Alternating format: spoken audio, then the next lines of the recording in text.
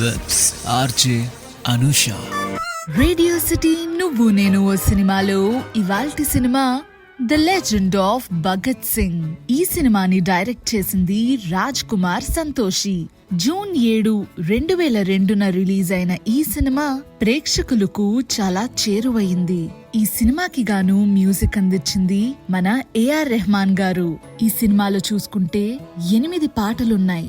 ఒక్కొక్క పాట ఒక్కొక్క ఆడిముత్యం అనే చెప్పాలి. మరి సినిమా విషయానికి వస్తే 3 డెడ్ బాడీస్ ని పోలీస్ అఫీషియల్స్ అయితే ఒక నది దగ్గరికి తీసుకువెళ్లి తగలపెట్టేద్దాం అనుకుంటారు.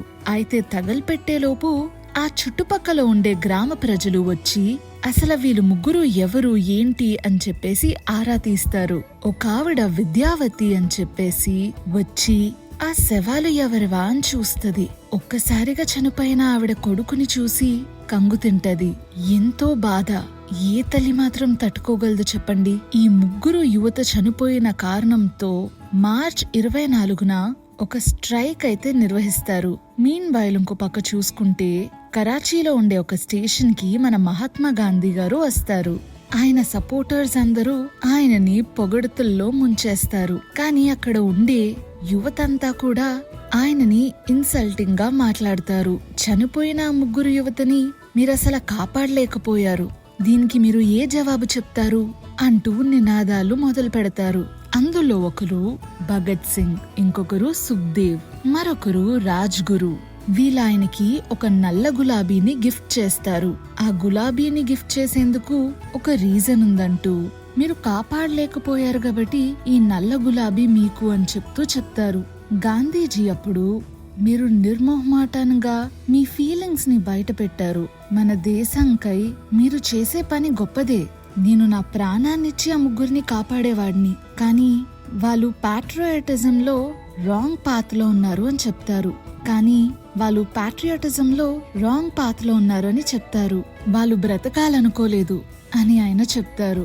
అందులోంచి ఒక యంగ్స్టర్, ఇది నిజం కాదు, మీ ఇంటెన్షన్స్ అని ఆ బ్రిటిష్ గవర్నమెంట్ వాళ్ళకి సపోర్ట్ చేస్తున్నట్టే ఉన్నాయి. ఎక్కడైతే వాళ్ళ ముగ్గురిని వాళ్ళు టార్చర్ పెట్టి విడుదల చేయాలనుకోలేదు, అలానే మీరు కూడా వాళ్ళని కాపాడాలనుకోలేదు. అంతేకాదు మీరు చివరికి ప్రయత్నించడం కూడా లేదు. ఆ విషయం మాకు తెలుసు అని చెప్పేసి అంటారు. ఆలోపు గాంధీజీ, నేను ఎప్పుడూ కూడా వైలెన్స్ ని సపోర్ట్ చేయను అని అంటారు. ఆలోపు ఆ యంగ్స్టర్స్, మేము మీ మాటలకి ఒప్పుకోము, తప్పకుండా చరిత్ర మిమ్మల్ని ప్రశ్నిస్తుంది, ఎప్పటికీ ఇది గుర్తుంచుకోండి అని అంటారు. అక్కడ ఉన్న వాళ్ళందరూ గాంధీజీని బ్లేమ్ చేస్తూ ఉంటారు. అండ్ భగత్ సింగ్, సుఖ్దేవ్ అండ్ రాజ్ గురుని పొగడుతలతో ముంచెత్తుతారు.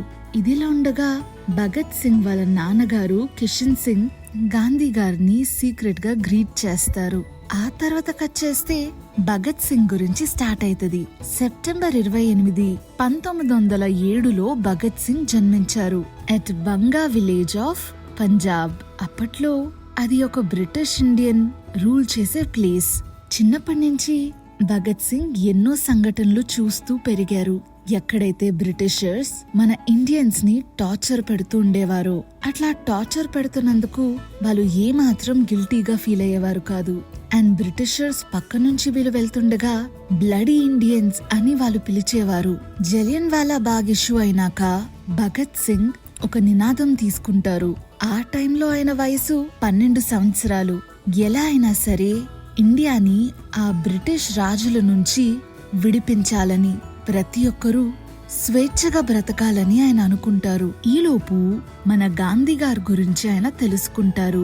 సత్యాగ్రహ పాలసీస్ ఇవన్నీ తెలుసుకుని నాన్ కార్పొరేషన్ మూవ్మెంట్ ని సపోర్ట్ చేయడం స్టార్ట్ చేస్తారు మన భగత్ సింగ్.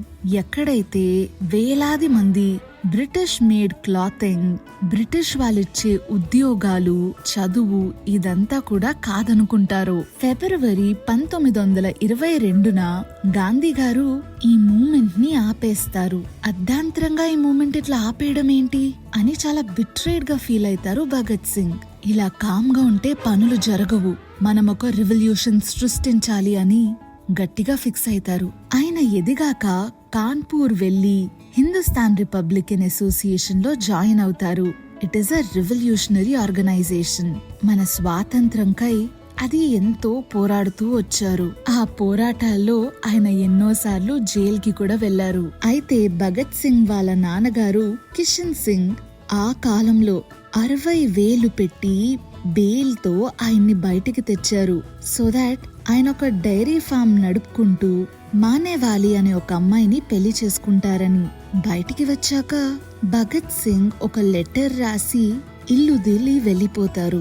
ఆ లెటర్లో నాకు ప్రేమ అంటే ఈ దేశం, నాకు ఈ దేశమే ముందుంటది అని రాస్తారు.